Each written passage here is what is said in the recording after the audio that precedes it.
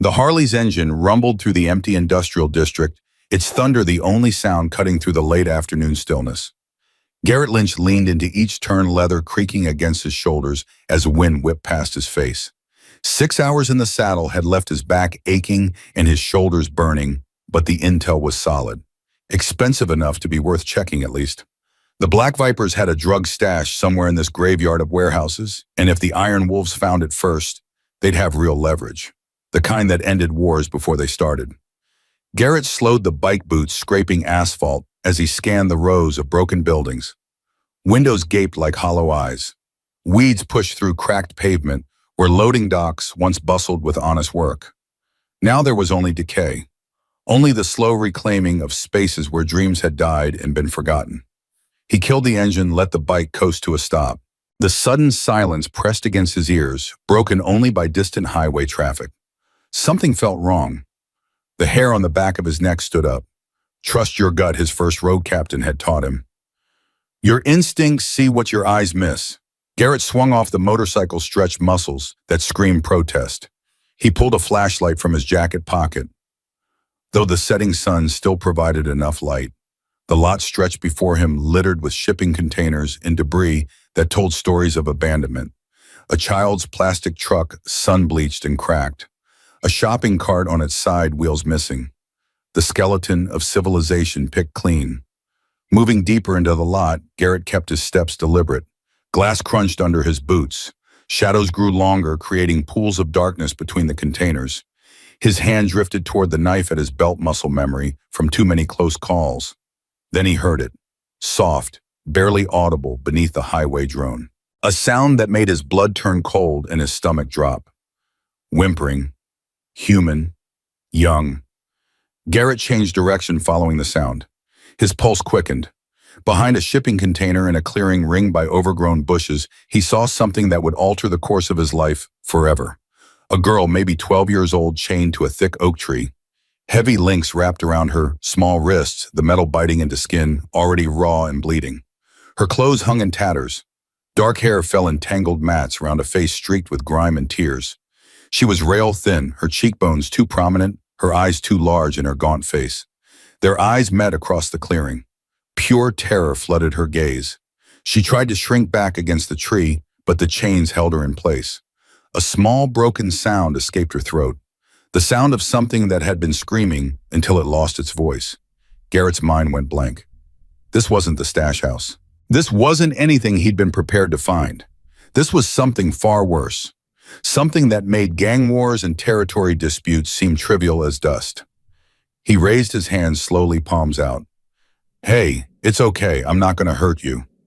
The girl shook her head frantically, lips moving but no sound emerging except that terrible whimpering. I'm gonna get you out of here. Garrett kept his voice low, steady, fighting the rage building in his chest. Those chains, I'm gonna cut them.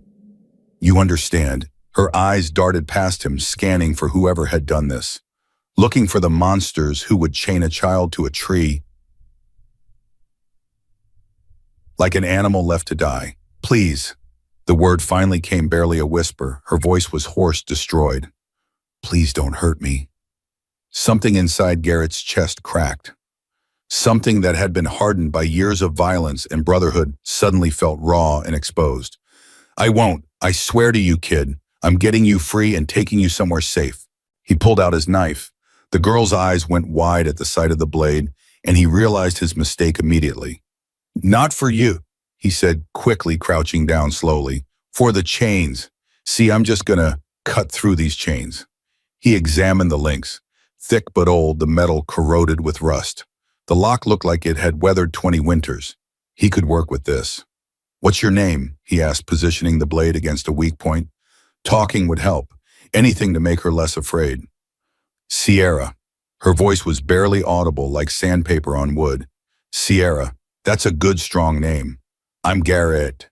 He started sawing at the metal, the blade grinding against iron. How long have you been out here? 2 days, maybe 3. She swallowed hard. They only came once. Brought water but no food. 2 days. Garrett's jaw clenched so hard his teeth ached. Whoever did this deserved worse than death. The chain link started to give under the knife's pressure. Almost there, just hold still. The distinctive rumble of motorcycle engines cut through the evening air, multiple bikes approaching fast. The sound echoed off the containers, making it hard to pinpoint direction, but they were close. "We need to move," Garrett said, working the knife faster. The metal was nearly severed. Just a little more pressure. The engines grew louder. Headlights swept across distant buildings. The chains snapped. Sierra gasped as the weight fell away. Her wrists were devastated, the skin rubbed raw bruises blooming purple and black. Garrett wanted to examine the wounds, wanted to tend them properly, but there was no time. "Can you walk?" She nodded, trying to stand. Her legs buckled immediately. Too weak, too long in one position. Garrett didn't hesitate. He scooped her into his arms, shocked by how light she was, like holding a sparrow, fragile and hollow-boned and barely there. "Hold on tight," he whispered. Sierra's arms wrapped around his neck, fingers clutching desperately at his leather jacket. He could feel her rapid heartbeat against his chest, could feel how cold she was despite the warm evening. The motorcycle sounds were maybe 30 seconds out now. Garrett moved fast through the maze of containers, each step precise. One wrong move, one piece of loose gravel, and the sound would give them away. Sierra buried her face against his shoulder, trembling violently. He reached his Harley just as headlights began sweeping the main entrance. "Have you ever ridden a motorcycle?" Sierra shook her head, terror bright in her eyes. "You'll sit in front of me. I can hold you secure that way, keep you from falling. Lean back against me and hold on to the tank." "Okay." Another nod, less certain. Garrett helped her onto the bike, her small frame fitting easily in front of the handlebars. He swung his leg over and settled behind her, one arm wrapping firmly around her waist. "Lean back. Trust me, I won't let you fall." The Viper's engines were dangerously close now, headlights cutting through the darkness in sweeping arcs. Garrett kicked the Harley to life, keeping the revs low. The engine purred rather than roared. Sierra pressed back against him, breathing fast and shallow. He could feel her terror like electricity in the air. They slipped out through a gap in the fence just as the first Viper bike rounded the corner behind them. Garrett didn't look back, didn't gun the engine, just eased the throttle and let the bike carry them into the gathering darkness. He took back roads, avoiding main streets. The night air was cold and he felt Sierra shivering against him. He wanted to stop, wanted to give her his jacket, but they couldn't risk it. Not yet. 20 minutes later, Garrett pulled into the alley behind the Iron Wolves clubhouse. He cut the engine early, coasting the last few yards in silence. The building looked dark and empty. Most members were still out on their runs. "Perfect." "Almost there," he murmured, lifting Sierra off the bike. Her legs were steadier now, but still uncertain. She clung to his arm as he guided her to the back entrance. Garrett punched in the security code with one hand, the other supporting Sierra's weight. The clubhouse was silent inside. Dark hallways and the hum of old refrigerators. He led her through corridors to a small room at the back. Secure storage, usually for valuable merchandise. It had a cot, a bathroom, and most importantly, a solid lock. "Listen," he said, kneeling to meet her eyes. In the dim light, she looked even younger, even more breakable. "I need you to stay here for a little while. There's water in the mini fridge, bathrooms through that door. I'll bring food and clean clothes soon as I can. You'll be safe here, I promise." Sierra's gaze darted around the room, taking in concrete walls, the single exit, the small confined space. Looking for escape routes, looking for traps. The survival instinct of someone who'd learned the hard way not to trust. "Okay," she whispered finally. Garrett stood. He could already hear bikes pulling up outside. "I'll be back soon." He locked the door as he left the mechanism clicking with finality. It felt wrong locking her in, but it was the only way to keep her hidden until he figured out what to do. The main entrance burst open as Garrett walked into the common room. Voices and heavy footsteps filled the space. Several members spotted him immediately. "Reaper, where you been, brother?" Iron called out, using Garrett's road name. The man was built like a tank, all muscle and scar tissue. "Find that stash." "Nothing there." Garrett dropped onto a worn leather couch, keeping his voice casual. "Place was cleaned out." "What took you so long, then?" Viper asked. His eyes were sharp, suspicious. The club's enforcer missed nothing. Garrett shrugged. "Had to be thorough. Couldn't come back without checking every corner." More questions followed. Garrett deflected them all with vague, disinterested responses. All the while his mind was on the scared girl locked in the back room. on her raw wrists and hollow cheeks, on what the hell he was going to do next. The safe room felt smaller with both of them in it. Garrett perched on a metal folding chair across from Sierra, who huddled on the cot with her knees pulled to her chest. The harsh fluorescent light cast unflattering shadows highlighting every scratch and bruise. He'd waited until the clubhouse quieted, until most members had either left or passed out drunk. Only then had he gathered supplies. Food, water, first aid kit, clean clothes. Garrett reached for the water bottle, moving slowly. Here, you must be thirsty. Sierra's hands shook as she accepted it. The plastic crinkled loudly in the quiet room. She took small, careful sips like someone who'd had things taken away before. When was the last time you had something to drink? She lowered the bottle. Yesterday morning, I think. The words hit like a physical blow. Over 24 hours, Garrett nodded, fighting back the anger. He'd seen violence, had caused plenty himself, but hurting kids was different. That crossed a line that couldn't be uncrossed. I can get you some food too, whatever you want. Sierra shook her head slightly, still clutching the water bottle. Silence stretched between them. Distant voices from the main room provided the only sound. Garrett waited. He'd learned that pushing made people retreat. Patience was its own kind of strength. They're going to come looking for me, Sierra finally said, words tumbling out in a rush. The men who took me, they're going to want me back. Garrett leaned forward, elbows on his knees.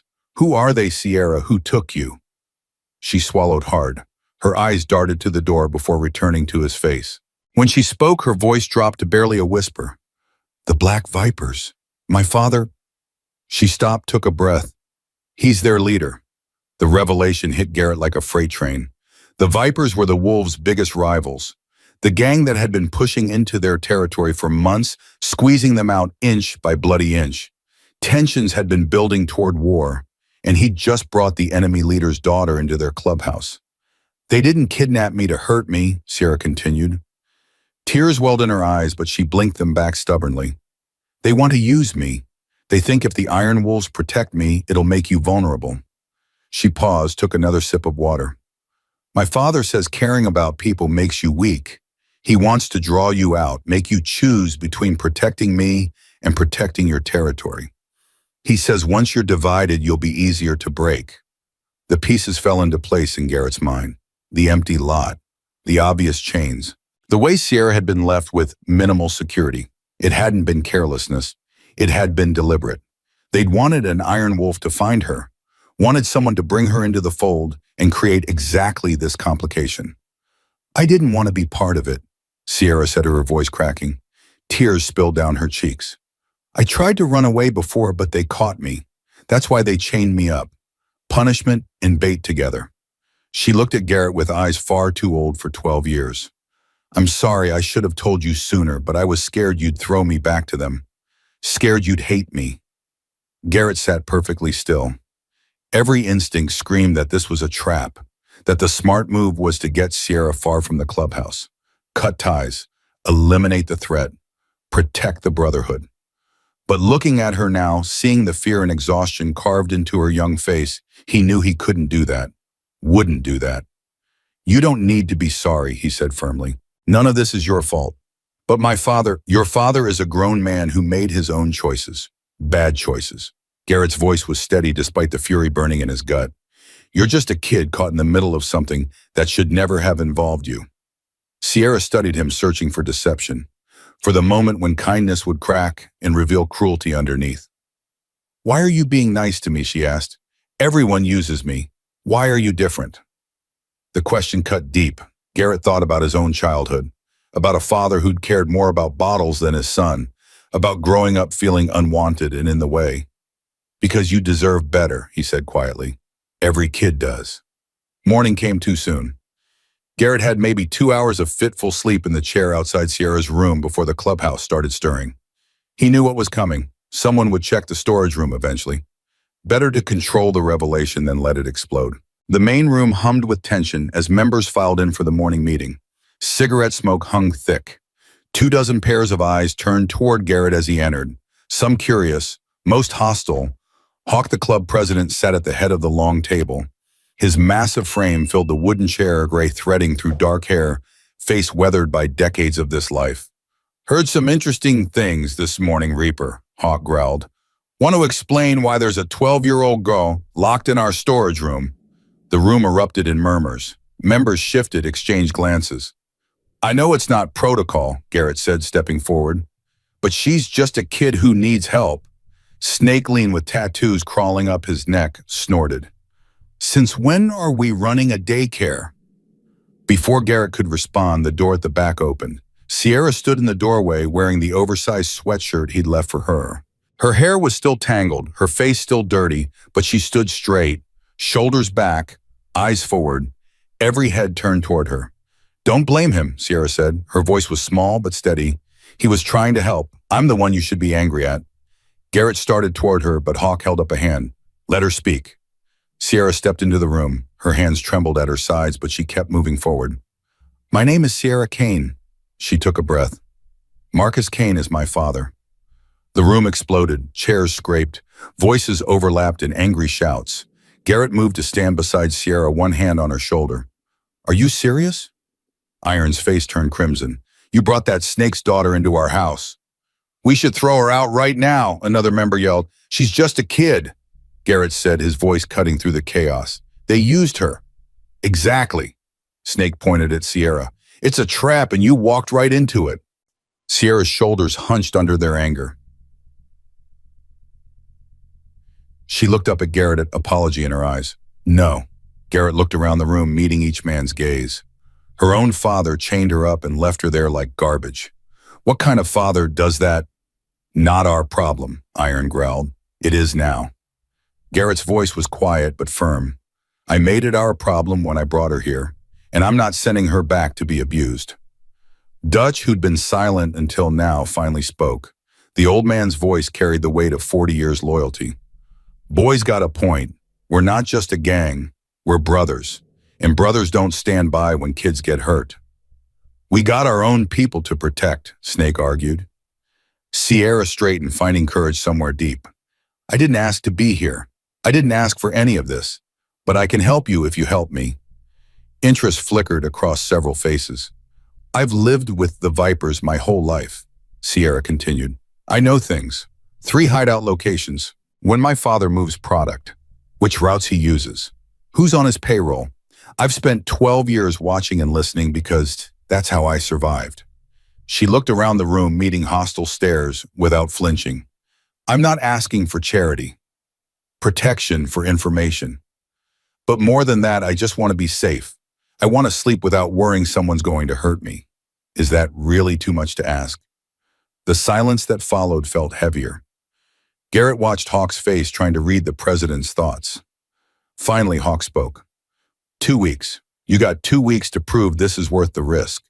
The girl stays hidden, and you're responsible for her Reaper. Anything goes wrong, it's on your head. Relief flooded through Garrett. Understood. And Reaper, Hawk added as others began to disperse. Don't let this get personal. She ain't family. She's leverage. Garrett nodded, but he was already lying. It was already personal. The days fell into a rhythm that felt both fragile and necessary. Garrett brought Sierra meals 3 times daily. Each time she was a little less afraid, a little more willing to trust.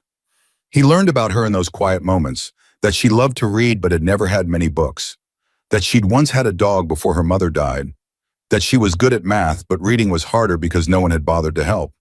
He learned she had nightmares every night, that she woke screaming, trapped in memories of chains and darkness and her father's cold indifference. On day 3, Garrett brought a deck of cards. You know poker. Sierra shook her head. Then today's your lucky day. They sat on the floor, cards spread between them. Garrett explained the rules, showed her different hands.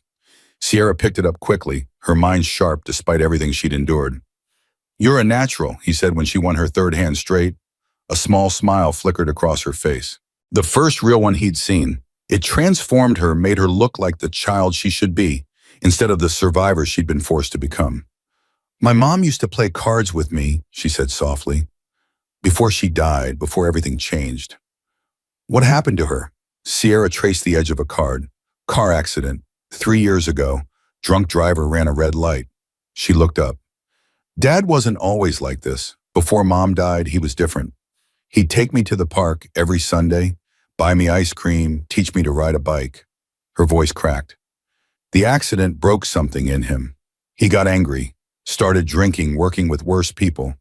The Vipers were small then. He built them into something bigger, something meaner. And I became invisible, then useful, then a burden. Sierra set down her cards. I tried running 6 months ago, made it to the bus station. That's when Dad said I needed to learn a lesson about loyalty. Understanding washed over Garrett, a picture of a girl failed by everyone who should have protected her. I'm sorry, he said, for everything that happened to you, you deserve better. Sierra looked at him with those ancient eyes. Why do you care? You don't even know me. Garrett thought carefully. Maybe that's why I care. Because someone should. Because every kid deserves at least one person who will stand between them and the world. Is that what you are, the person standing between me and the world? Yeah, Garrett said. I guess I am. Day 5 brought boxing gloves. Time to learn how to protect yourself, Garrett said. Sierra looked skeptical. I'm 12. Old enough to learn, old enough to fight back if you need to. He handed her the smaller pair. Come on, humor me. They moved furniture to create space. Garrett showed her how to stand, keep her guard up, move her feet. Sierra was clumsy at first, at all elbows and uncertainty, but she was determined. Harder, Garrett said when she threw a punch. Don't hold back. Pretend I'm someone who wants to hurt you. Sierra's next punch carried real force, and the one after. By the end of the hour, she was sweating and smiling.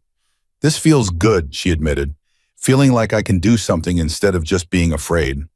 That's the point. Fear's natural, but you can't let it control you. They worked on self-defense after that. Escape techniques. Where to strike to cause damage. How to use size as advantage. Sierra absorbed it all, asking questions, practicing until she got it right. You're a natural fighter, Garrett observed. I'm a natural survivor, Sierra corrected. There's a difference. At night when nightmares came, Garrett stayed. He'd hear Sierra crying out and unlock the door, sitting beside her bed until she settled. Sometimes she woke and saw him there. Other times she slept through, but in the morning she'd know. He could see it in how she relaxed when he brought breakfast. Thank you, she said one morning, for staying, for not making me feel weak about being scared. Being scared doesn't make you weak. Being scared and still getting up every morning, that's strength. Day 7 brought questions about his scars. They were training when she noticed the long white line down his forearm, the puckered skin on his knuckles, the faint marks on his face. What happened? Garrett rolled up his sleeve, showing the worst scar. Wrapped my first bike around a tree at 19. More rust than chrome on that old Sportster, but I thought I was invincible. Weren't you scared to ride again? Terrified. Didn't get on a bike for 6 months. Garrett's expression was distant with memory. But eventually I realized being afraid of something doesn't mean you can't do it. Just means you have to be brave enough to treat them. Sierra touched the scar lightly. My father says fear is weakness. Your father's wrong about a lot of things. She smiled at that, small and sad, but genuine. Day 8 changed everything. Garrett was heading to Sierra's room with lunch when he heard voices in the hallway. Low, urgent. He paused, listening. I can't do this anymore, man. They're gonna kill her. Colt's voice, one of the younger members. Garrett had noticed him acting strange lately. Jumpy, distracted. You don't have a choice. Another voice unfamiliar. You know what happens if you don't follow through. Ice water flooded Garrett's veins. My daughter's 6 years old. Colt said, his voice breaking. Please, there has to be another way. There isn't. You open those gates when we give the signal or Emma dies. Simple as that. Emma, Colt's daughter, blonde pigtails and missing front teeth and a laugh like sunshine. The conversation ended. Footsteps retreated. Garrett waited until the hallway cleared before moving to Sierra's room. She took one look at his face. What's wrong? Garrett locked the door behind him. His mind raced, piecing together what he'd heard. Do you trust me? He asked. Yes. Then stay in this room and don't make a sound, no matter what you hear. Promise me. Fear flickered in Sierra's eyes, but she nodded. I promise. Garrett found Colt in the garage, staring at his bike engine without seeing it. We need to talk. Colt jumped, nearly dropping his wrench. Jesus Reaper, you scared me. Who were you talking to in the hallway? Color drained from Colt's face. I don't know what. Don't lie, I heard you. Someone's threatening Emma. Colt's hands started shaking. The wrench clattered to concrete. He looked at Garrett with desperate eyes. They have her. The Vipers took her from school yesterday. Said if I don't open the clubhouse gates when they attack, they'll kill her. Garrett felt the world tilt. Why didn't you tell us we could help? They said if I tell anyone, she dies immediately. They're watching. They know everything. Colt gripped Garrett's arm. What am I supposed to do? She's my baby girl. Before Garrett could answer, Sierra appeared in the doorway. Both men stared. I told you to stay in the room, Garrett said. I know, but I heard. Sierra looked at Colt with understanding beyond her years. My father has Emma. I know where he keeps hostages when he needs leverage. Colt took a step toward her. You're sure? I'm sure there's a room in the old brewery on 5th Street. Soundproof. He uses it to break people. Then we can get her back. Not easily, Sierra interrupted. He'll be expecting a rescue attempt. That's part of his plan. Draw you out, divide the club, attack when you're weakest. She turned to Garrett. We need to tell everyone, all of it. No more secrets. Garrett wanted to argue, wanted to protect her from the chaos this would unleash. But looking at her determined face, he realized she was right. Okay, he said. We tell Hawk. We tell the club. And we figure this out together. The emergency meeting that night was the tensest Garrett had ever witnessed. Colt confessed everything, showing the photo the Vipers had sent. Emma tied to a chair, crying, terrified. This is what Cain does, Dutch said quietly. Finds what you love and threatens it until you break. So we break him first, Viper growled. It's not that simple, Hawk said. We hit the brewery, we could get Emma killed. We wait, we're sitting ducks. There's another option. Sierra stepped forward. Everyone turned to look at her. I go with them. When the Vipers attack, I walk out willingly. They get what they came for and no one has to get hurt. Absolutely not, Garrett said immediately. It's the only way. Sierra's voice was steady. My father wants me back. That's what this is about. If I surrender, he has no reason to hurt Emma or attack the clubhouse. And what happens to you? Raven asked. The female member had been watching Sierra closely all meeting. Sierra's smile was small and sad. I'll survive, I always do, but everyone here will be safe. That's what matters. No, Garrett said firmly. We're not trading you for Emma. It's my choice, Sierra met his eyes. You said I'm a person, not property, that I have agency. This is me using it. This is me choosing to protect people I care about. The room erupted. Some agreed with Sierra's plan. Others called it suicide. Hawk tried maintaining order, but chaos overwhelmed him. Through it all, Sierra stood quiet and resolute. Garrett pulled her aside after the meeting dissolved. You can't do this. I have to. Marcus will hurt you, or worse. Maybe, probably. Sierra looked up at him. But what's the alternative? Let Emma die. Let everyone get killed defending me. I can't live with that. And I can't live with sending you back. You're not sending me, I'm going. Sierra touched his arm gently. You saved me once, now let me save everyone else, please. Garrett wanted to argue more, wanted to lock her away and never let her leave. But he could see she'd already decided. When, he asked finally, they gave Colt 72 hours from when they took Emma. That's tomorrow night. Sierra's voice was steady despite the fear beneath. Come for me when it's safe, when Emma's safe. I'll hold on until then. Sierra, promise me you'll come. Promise this isn't goodbye forever.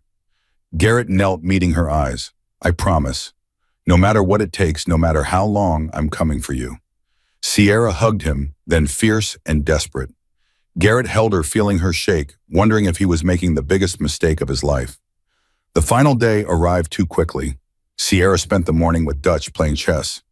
The old man teaching strategy, talking about seeing 3 moves ahead. You're the player, kid, Dutch said when she won. Not the pawn. Remember that. Raven stopped by in the afternoon, teaching Sierra a few more defensive moves. Just in case, Raven said. Just in case, Sierra agreed. That evening, Sierra wrote a note, left it where Garrett would find it, spent quiet time preparing herself for what was coming. When the motorcycles arrived at midnight, she was ready. 20 bikes circled the clubhouse like wolves around wounded prey. Headlights cut through darkness. Engines roared. Inside, the Iron Wolves scrambled for weapons. Hawk barked orders. Members took defensive positions. Colt moved to the security panel, hand hovering over the unlock button. Shaking, sweating, thinking only of his daughter. Sierra appeared beside him. "It's okay," she said quietly. "Open it." "Sierra, no," Garrett started. "Open the gates," she repeated to Colt, "but lock everything else down." Colt's finger pressed the button. The main gates swung open with a mechanical groan. Vipers poured into the courtyard. Sierra walked towards the front door, head high, steps steady. Garrett grabbed her arm. "Don't do this." "I have to." She looked back, and for a moment she was just a scared 12-year-old. "Remember your promise." Then she was moving, pulling open the door, and stepping into chaos. The Vipers parted, creating a path to where Marcus Kane sat on his custom Harley. Father and daughter faced each other across 10 feet of pavement. "Come home, daughter," Marcus said. "This isn't home. It never was." Sierra's voice carried across the courtyard. "But I'll go with you on one condition." "You're not in position to make conditions. Release Emma Brennan. Send her back to her father unharmed. Then I'll come willingly." Marcus studied her for a long moment. Then he gestured to one of his men. "Bring out the girl." One of the Vipers disappeared into the shadows. 2 minutes passed, 3. Then the man returned, alone. "Boss says the girl stays," the Viper reported. "Insurance." Sierra's face went pale, but her voice stayed steady. "You're lying. You promised." "I lie," Marcus said simply. "That's what I do. The girl stays until I'm sure the Iron Wolves won't follow. Then maybe I'll let her go." "Dad, your turn, now." Sierra looked back at the clubhouse one last time, at Garrett in the doorway, at Dutch and Raven and everyone who'd become something like family. Then she walked toward her father. Marcus pulled her onto his bike. Sierra sat behind him, small arms wrapped around his waist. "You should have known better," Marcus called to the clubhouse. "She's mine. She'll always be mine." He kicked the bike to life. The Vipers formed up around him, and then they were gone, disappearing into the night with Sierra between them. The clubhouse stood silent in their wake. Garrett stared at the empty street, hands clenched into fists, Sierra's note clutched against his palm. "Trust me, come soon." Dutch appeared beside him. 72 hours, son. We gave her 72 hours. Garrett nodded, unable to speak past the lump in his throat. The clock was already ticking, and somewhere in the darkness, Sierra was counting on him to keep his promise. The Iron Wolves clubhouse settled into uneasy rhythm over the next 4 days. Sierra's absence was a wound that wouldn't heal, a constant reminder of what they'd lost. The members who'd voted to protect her moved through halls like ghosts. Those who'd argued against her stayed silent, guilt and vindication warring on their faces. Garrett existed in a state of controlled fury, planning, preparing, counting down hours until he could make good on his promise. Day 9 began with reconnaissance. Garrett and Raven rode past the old brewery on 5th Street 3 times, memorizing entry points, guard positions, patrol patterns. The building loomed like a monument to decay, but lights burned inside and silhouettes moved past upper windows. Marcus was there. And somewhere in that structure, so was Sierra. 20 guards minimum, Raven observed, lowering binoculars. "Probably more inside. This isn't a raid, it's a suicide mission." "Then we get creative," Garrett said. Back at the temporary safe house, they'd established Dutch spread maps across a scarred workbench. The old man's hands were steady despite his age, his mind sharp as ever. "We can't go in guns blazing," Dutch said. "Need to be smart. Use what advantages we got." "Which are?" Iron asked skeptically. "Surprise, speed, intel from Sierra about the layout." Dutch traced possible routes, and the fact that Marcus thinks we're too scared or too smart to try a rescue. Garrett studied the brewery schematic. Sierra had described the building during her time at the clubhouse, details he'd written down without knowing why. Now those notes were invaluable. "Hostage rooms on the 2nd floor," he said. "North wing, 2 of them according to what Sierra overheard. Emma in one. Sierra probably in the other." "How do we know they're still there?" Viper asked. "We don't, but it's our best shot." Day 10 brought training. The remaining Iron Wolves 6 members, who'd chosen loyalty over safety, ran drills in the safe house garage. Entry techniques, close quarters combat, coordination under fire. Garrett pushed them hard, harder than necessary, trying to wash off the anxiety that gnawed at his gut every waking moment. At night, he lay awake thinking about Sierra, wondering if she was okay, if Marcus had hurt her, if she was still holding on to hope that rescue would come. Trust me, come soon. He would. God help him, he would. Day 11 brought an unexpected visitor. Tyler, a former Viper who'd left the gang 6 months ago, showed up at the safe house door. His face was haggard, eyes haunted. I heard what Kane did, Tyler said, taking kids, using them as leverage. That's not what I signed up for when I joined. Why should we trust you? Hawk demanded. Tyler pulled out a folded paper. Because I drew you a complete map of the brewery's interior, including security systems, guard rotations, and where Kane keeps his office. Garrett took the paper, unfolded it. The level of detail was extraordinary. Every room labeled, every exit marked. Why help us? He asked. Because I got a daughter too, 7 years old, lives with her mother in Phoenix. Tyler's voice was rough with emotion. If someone took her, used her like that, I'd want someone to help, to do the right thing even when it's hard. Dutch studied the man carefully. This is good intel, real good. What do you want in exchange? Nothing, just promise me you'll get those girls out. Tyler met Garrett's eyes. Both of them. Kane's daughter deserves better than him. They all do. After Tyler left, the team pored over the new intelligence. Combined with Sierra's descriptions, they now had a complete picture of what they were facing. It's still a nightmare, Raven said, but at least it's a nightmare we can plan for. Day 12 brought supplies. Knox assembled his collection of diversionary devices with the care of an artist. Small charges designed for maximum noise and flash minimum casualties. These'll draw every Viper in the building, he explained. Set them on timers around the perimeter. When they blow, the interior guards will rush to investigate. Leaving the hostage rooms less defended, Garrett finished. Exactly. Weapons were cleaned and rechecked. Ammunition counted and distributed. Kevlar vests pulled from storage, patched and reinforced. Dutch approached Garrett with something wrapped in oiled cloth. My lucky knife, the old man said, unwrapping a blade worn smooth by decades of use. Carried this through 40 years. Never failed me. Dutch, take it, bring those girls home. Dutch pressed the knife into Garrett's hand. Sierra's counting on you. Garrett tested the blade's balance. Perfect. What if we're too late? You're not. That girl's a survivor. She'll hold on. But Garrett wasn't so sure. 72 hours had stretched into nearly 96. What if Marcus had lost patience? What if he'd already hurt Sierra beyond repair? Stop it, Dutch said, reading his expression. Doubt's a luxury you can't afford. Believe you'll make it, and you will. Day 13 brought the Iron Horse attack. Garrett's phone rang at 2 a.m. Iron's voice was tight with barely controlled rage. It's the bar. They hit us again. Garrett was on his bike within minutes, the night air cold against his face. The Iron Horse was devastated when he arrived. Every window shattered, tables splintered, the mirror behind the bar reduced to glittering shards. 2 prospects lay on the pavement, bleeding from cuts and forming bruises. Jimmy, the bartender, sat against the wall towel pressed to his head, blood soaking through. Same as before, Jimmy said when Garrett knelt beside him.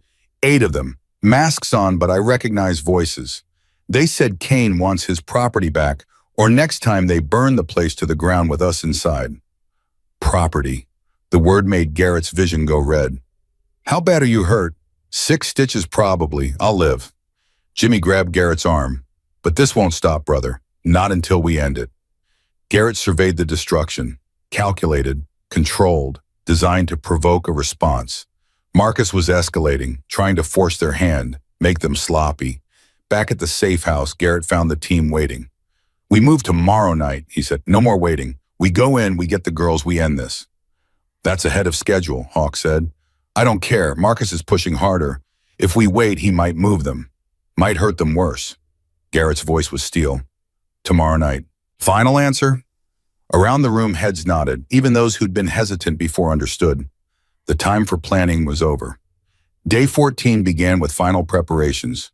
The team reviewed the plan one last time. Entry through the east loading dock at 3 a.m. Knox's diversions timed for 2:58. 2 teams, Garrett and Raven, heading for the hostage rooms, the rest providing cover and keeping Vipers occupied.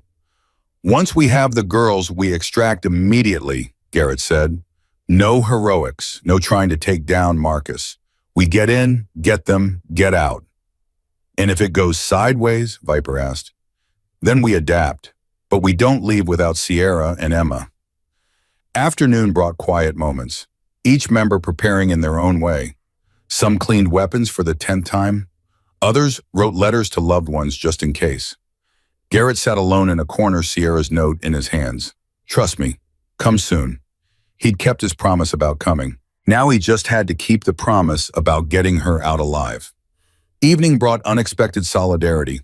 Colt approached Garrett as the sun set. The younger man's face was drawn, haunted by guilt and fear. I know I betrayed the club, Colt said. Open the gates, let them take Sierra. You were protecting your daughter. No one blames you for that.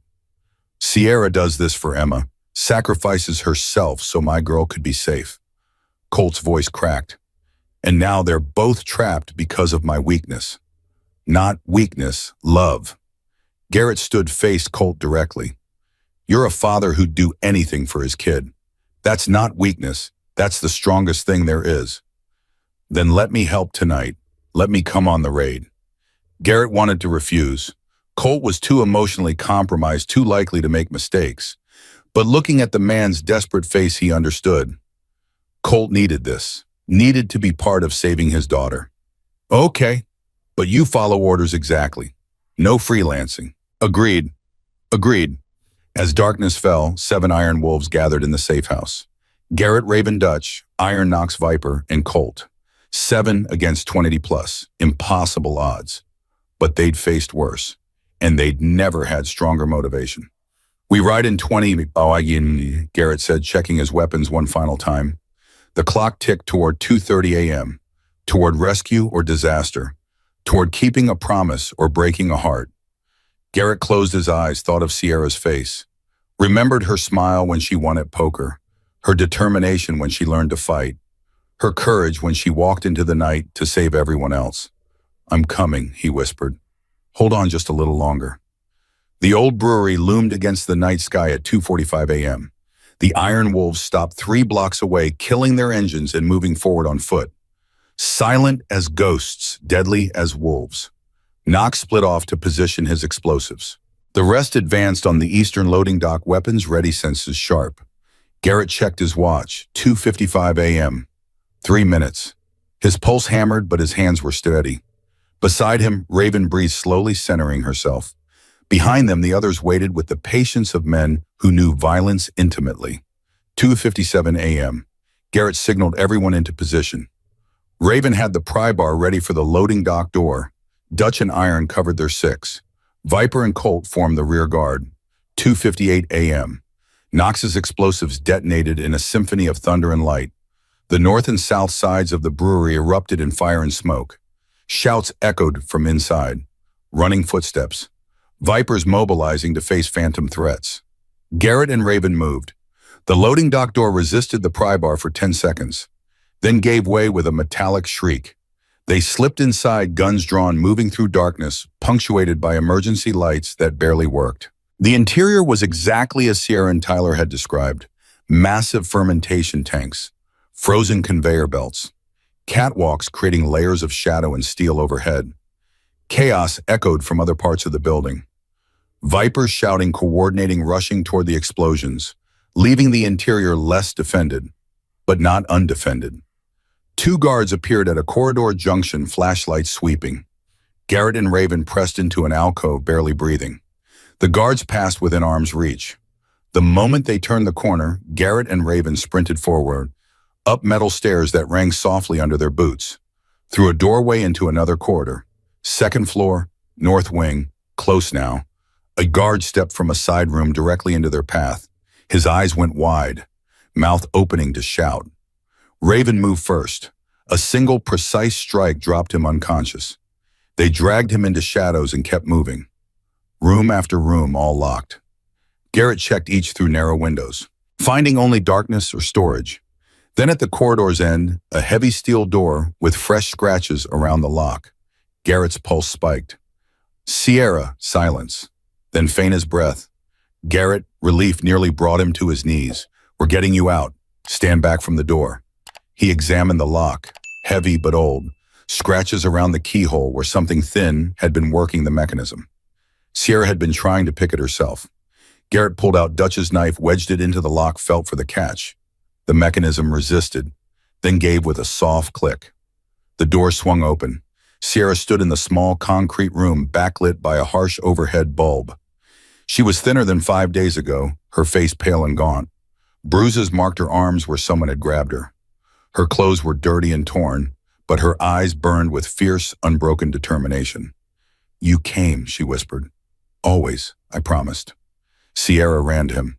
Garrett caught her, shocked by how light she was. She trembled against him, relief and fear and exhaustion crashing together. "Emma," she asked into his shoulder. "We're getting her next. Where is she?" Sierra pulled back, pointing across the hall. "Room 3 doors down."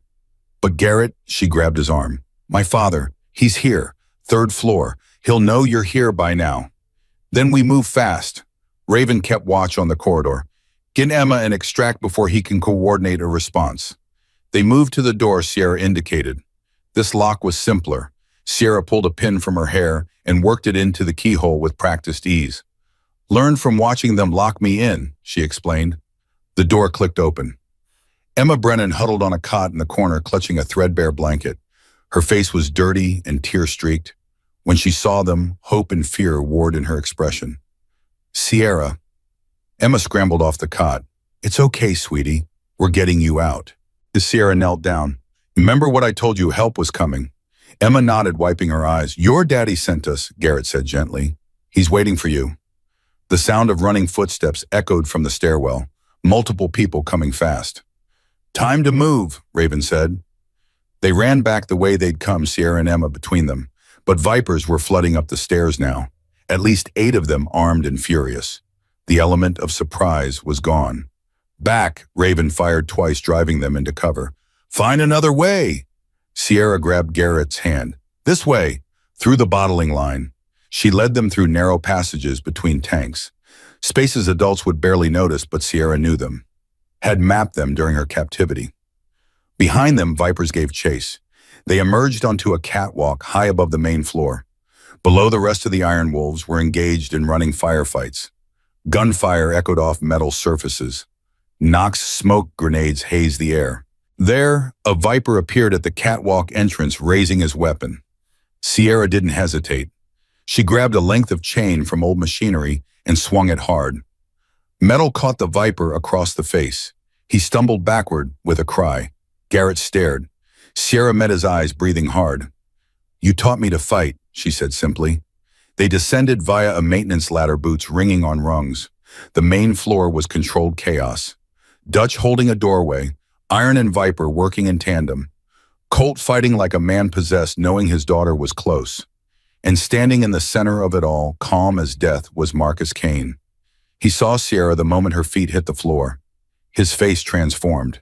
Rage and possessiveness warring across his features. "You took something of mine," Marcus called out. The fighting paused as both sides recognized the confrontation. "She's not yours," Garrett replied, stepping between Sierra and her father. "She's not property. She's my daughter. My blood."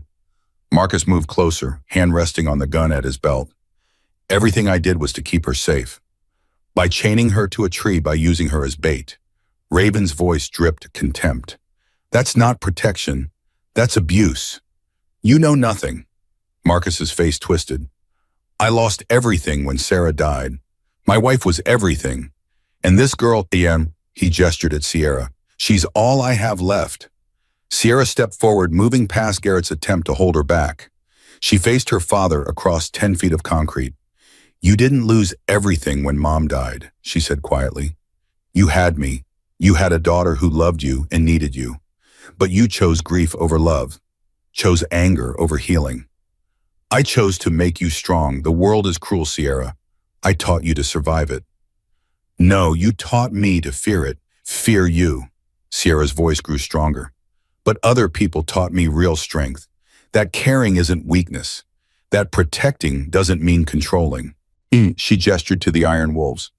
"These people risked their lives for me. Not because I'm useful, not because they own me, because They care. That's what family is. Marcus's face darkened. They're criminals. They'll hurt you worse than I ever could. You hurt me every day. Tears streamed down Sierra's face now. Every time you looked at me and saw Mom instead of me. Every time you used me like a tool. Every time you chose your war over my safety. I did what I had to. No. Sierra's voice cracked but didn't break. You did what you wanted. What made you feel powerful. And I'm done being your victim. She took a breath. I love the father you used to be. The man who took me to the park and made me feel safe. But that man is gone. And I can't keep mourning him while the monster you've become tries to destroy me. Marcus reached for his gun. Garrett moved faster, putting himself between them. Don't. She's mine. Marcus's control shattered completely. The gun came up, pointed at Garrett's chest. You took her from me. Turned her against me. Then shoot me. But you'll have to go through me to get to her. And even if you do, she'll never be yours again. You lost her when you stopped treating her like a person. Marcus's hand shook. Behind him, his Vipers waited for orders, uncertain how to handle their leader's breakdown. Sierra's voice cut through. Dad, please, don't do this. Marcus looked at his daughter. Really looked at her for the first time in years. Saw the fear, the pain, the desperate hope that maybe the father she remembered was still there. Sarah, he whispered. Oh God, Sarah, I'm so sorry. I failed her. Failed our daughter. The gun wavered. Sirens wailed in the distance, growing closer. Someone had called the police. Marcus's men started backing toward exits, abandoning their leader as law approached. It's over, Garrett said. Put down the gun, Marcus. Get help, real help. For a long moment, Marcus stood frozen. Then slowly he lowered the weapon. It clattered to concrete. He sank to his knees, all fight draining away. I'm sorry, he said, looking at Sierra. Baby girl, I'm so broken. I don't know how to fix it. Sierra took a step toward him. Then another. Garrett tensed, ready to pull her back. But Sierra just looked down at her, father tears falling. I forgive you, she said softly, for all of it, but I can't save you. You have to save yourself. Police lights flooded through windows. Officers poured in, weapons drawn, shouting orders. Garrett pulled Sierra back as police surrounded Marcus. The man didn't resist, just knelt there staring at his hands. Dutch appeared at Garrett's side. Time to go. The Iron Wolves melted into shadows using exits they'd mapped earlier.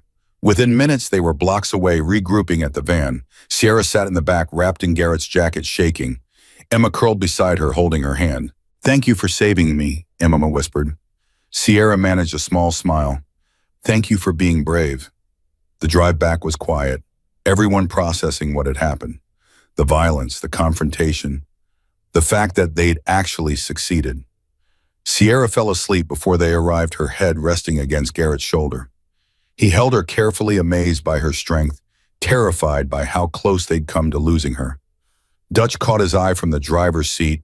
The old man nodded once, approval and relief in that simple gesture. They'd kept their promise, brought Sierra home.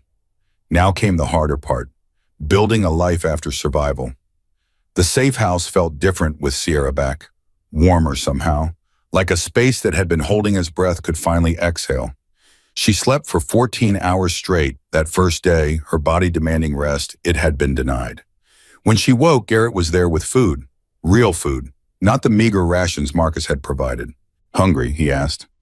Sierra nodded and for the first time in days, ate until she was full. Over the next week, the world shifted beneath them. Marcus Kane was arraigned on multiple charges: kidnapping, child endangerment, assault, conspiracy. The list went on. But the psychiatric evaluation revealed what Sierra had known all along. Her father was deeply damaged, broken by grief into someone unrecognizable. The judge ordered him committed to a psychiatric facility instead of prison. Treatment, not punishment. A chance to heal if he could find the will. Sierra testified at the hearing, stood in that courtroom and told the truth about everything. The chains, the fear, the years of manipulation. It was the hardest thing she'd ever done. But Garrett sat in the gallery throughout, a steady presence, reminding her she wasn't alone. After the hearing, Sierra found Garrett outside the courthouse. Is it weird, she asked, that I'm relieved he's getting help instead of going to prison? No, it means you understand the difference between justice and vengeance. You can want him to heal without wanting him in your life. Do you think he will heal? I don't know, maybe if he does the work. Garrett put his arm around her shoulders. But that's his journey. Yours is different. What's my journey? Anything you want it to be.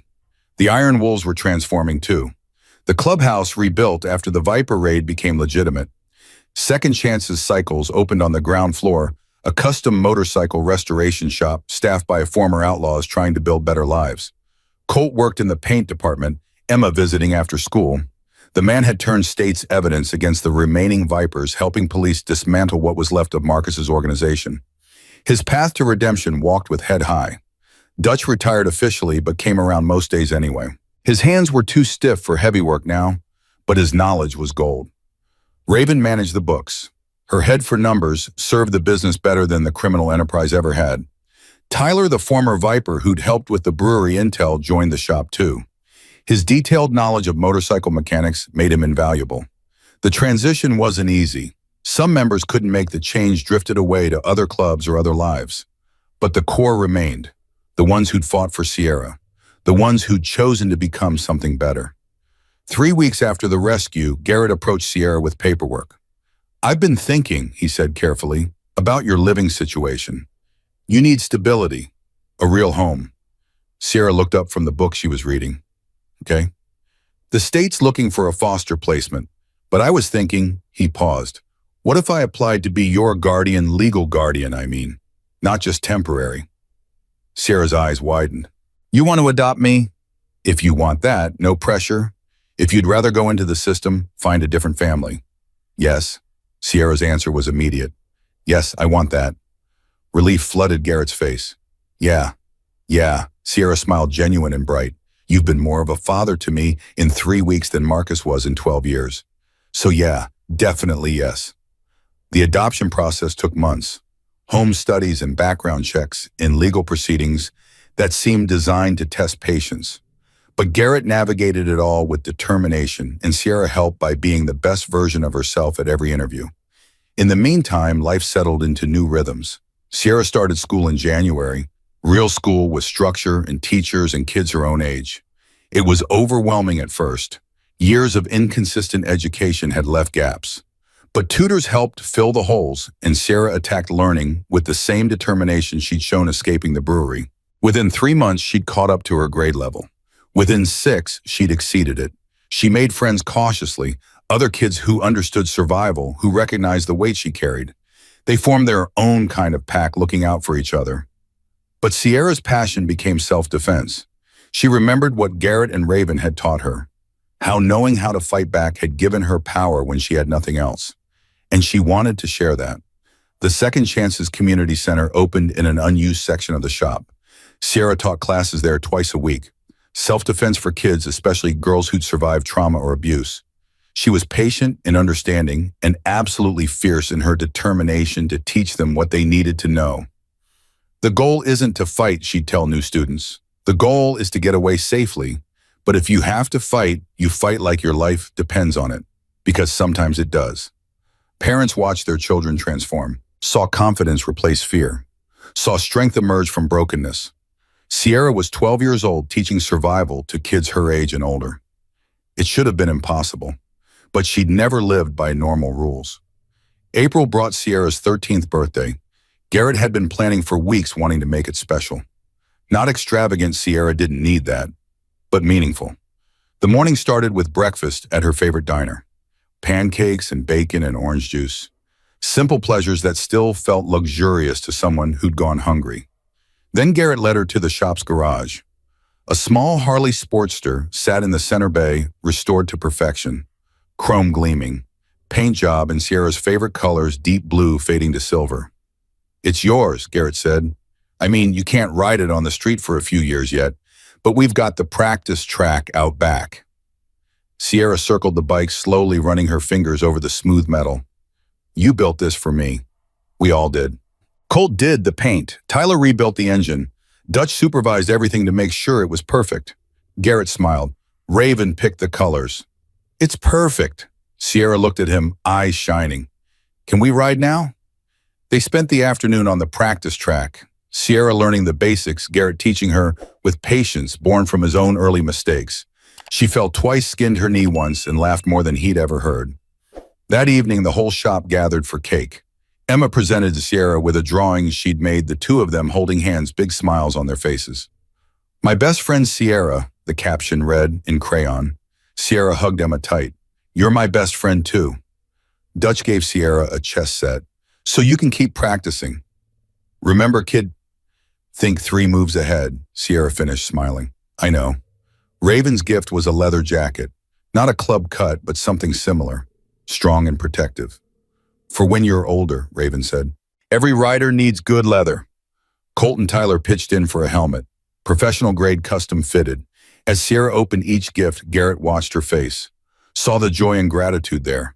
Saw a girl who'd been given so little throughout her life, learning what it meant to be valued. Later, after everyone had left and Sierra was getting ready for bed, she found Garrett in the shop office. "Thank you," she said, "for everything. The bike, the party, all of it." "You're welcome," but Garrett set down the paperwork he'd been reviewing. "You know, the bike and the party aren't what matters, right?" "I know. It's the people, the family." Sierra smiled. "But the bike's still pretty awesome." "Yeah, it is." Sierra hesitated at the door. "Garrett, I got something for you, too." She pulled out a folded piece of paper. Garrett opened it to find a drawing rougher than Emma's, but no less meaningful. It showed 2 figures on motorcycles heading toward a sunset. "My dad and me" was written at the bottom. Garrett's throat tightened. "Sierra, I know the adoption isn't final yet, but you're already my dad, the one who counts."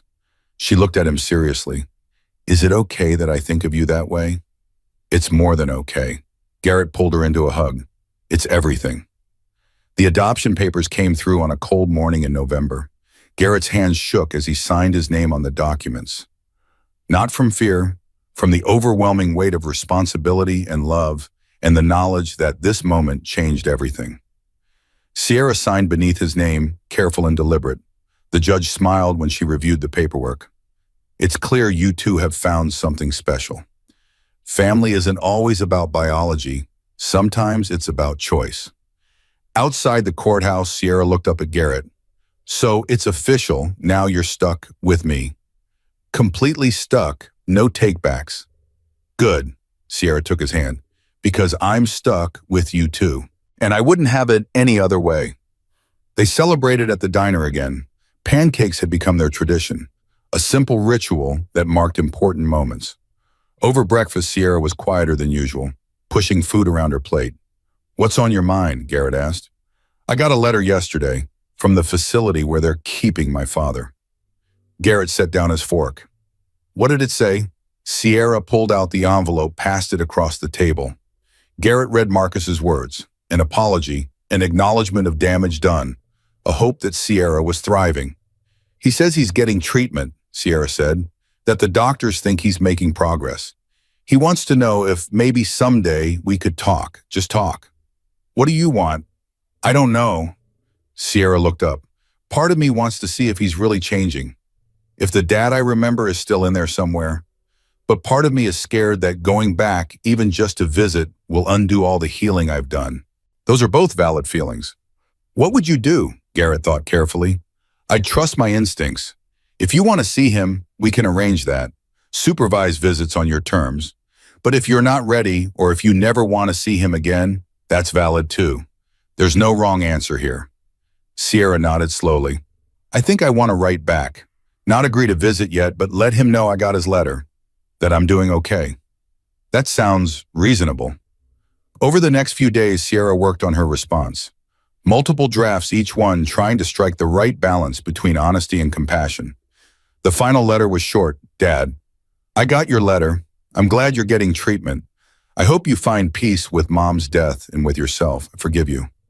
I mean that. I forgive you for the chains and the fear and everything else, but I'm not ready to visit.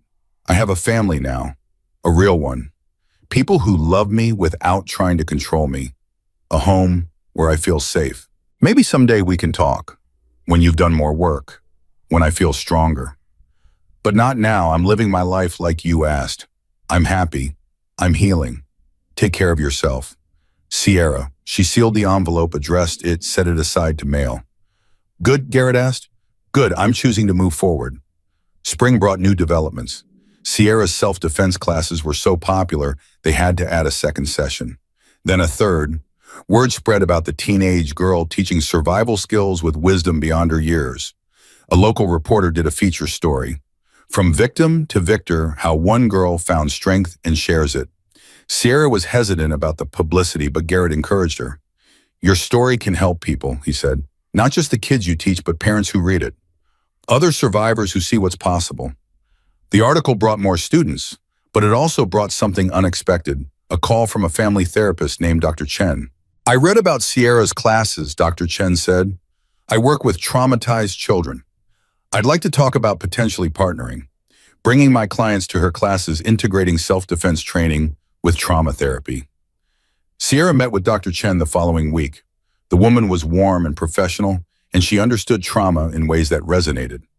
What you're doing is powerful, Dr. Chen said. Physical empowerment can be a crucial part of psychological healing. I'd love to work together. The partnership began in May. Dr. Chen's clients started attending Sierra's classes. The results were remarkable. Kids who'd been withdrawn started speaking up.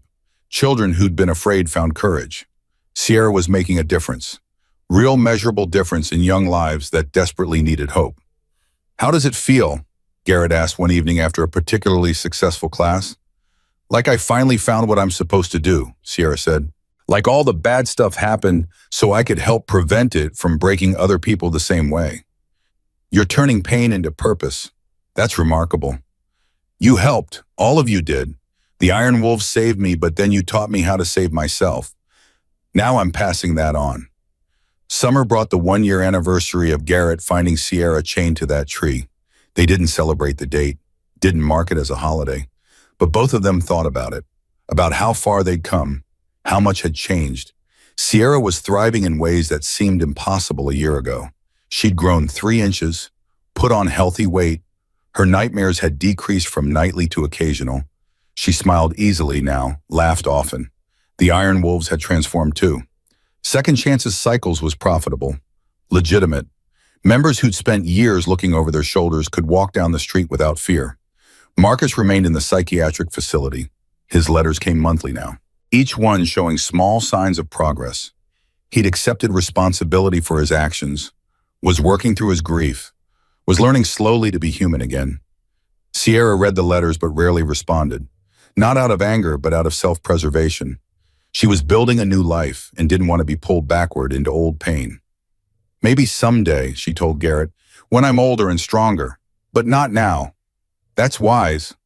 August brought an unexpected visitor. Sierra was teaching a class when a woman in her 40s appeared in the doorway.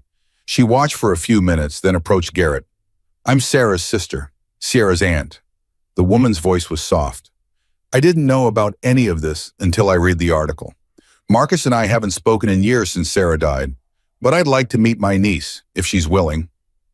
Garrett studied the woman carefully. Why now? Because I failed her. After Sarah died, I should have checked on Sierra, should have made sure she was okay. But I was dealing with my own grief, and Marcus pushed everyone away, and I let it happen. Tears welled in her eyes. I can't fix the past, but I'd like to try for the future. Garrett found Sierra after class, explained about her aunt. Sierra's face was cautious. What's she like? Seems genuine, regretful, but it's your choice whether you meet her. Sierra thought for a long moment. Okay, but here, in the shop, where I feel safe. The meeting was awkward at first. Sierra and her Aunt Rachel sitting across from each other, years of absence creating a gulf neither knew how to bridge. But Rachel brought photos, pictures of Sierra's mother as a child, as a teenager, as a young woman, stories about Sarah that Marcus had never shared. Your mom was fearless, Rachel said, showing a picture of Sarah on a motorcycle. She loved bikes even before she met Marcus, said they made her feel free.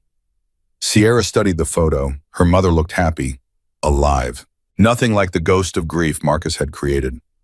Tell me more, Sierra said. They talked for 2 hours, Rachel sharing memories, Sierra soaking them up like water in a desert. By the end, something had shifted. A connection formed, fragile but real. I'd like to see you again, Rachel said as she prepared to leave. If you want, no pressure. I'd like that too, Sierra said. After Rachel left, Sierra showed Garrett the photos. She looks like you, Garrett observed, pointing to one of young Sarah. Yeah, Sierra smiled. It's nice, knowing where I come from, who I look like, but it doesn't change who I am now. Who are you now? Sierra thought about the question. I'm someone who's survived, someone who's learning to thrive, someone who turns pain into power and shares it with others who need it. That's a good answer. It's the truth. Fall brought Sierra's 14th birthday. Another year older, another year stronger. This time the celebration was bigger. Not because Garrett wanted to show off, but because Sierra had earned it. Her self-defense program had expanded to 4 locations. She'd helped over 100 kids find their strength. The party was at the shop, but students and their families came. Teachers who'd seen transformations. Dr. Chen and her colleagues. Aunt Rachel, the Iron Wolves, Emma and her father. Sierra stood in the center of it all, looking at the faces of people who'd become her community, her family in the broadest sense. Speech, someone called out. Sierra laughed embarrassed, but Garrett encouraged her. Come on, say something. She climbed onto a workbench, looking out at the crowd. I'm not good at speeches, she started. Scattered laughter. But I want to say thank you. A year ago, I was a different person, scared all the time, afraid of my own shadow. She found Garrett in the crowd. Then someone found me when I needed it most. Not just found me, but saw me. Saw past the fear to who I could become. Her gaze swept the room.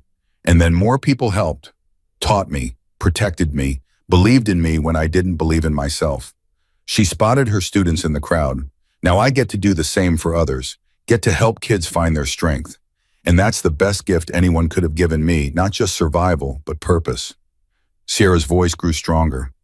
So thank you, all of you, for being my family, for showing me what love looks like when it's real and healthy and unconditional. She raised her glass of soda. To second chances, and to the people who make them possible. To second chances, the crowd echoed.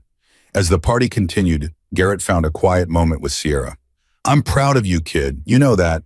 I know, and I'm proud of us, of what we built together. What we'll keep building, Garrett corrected.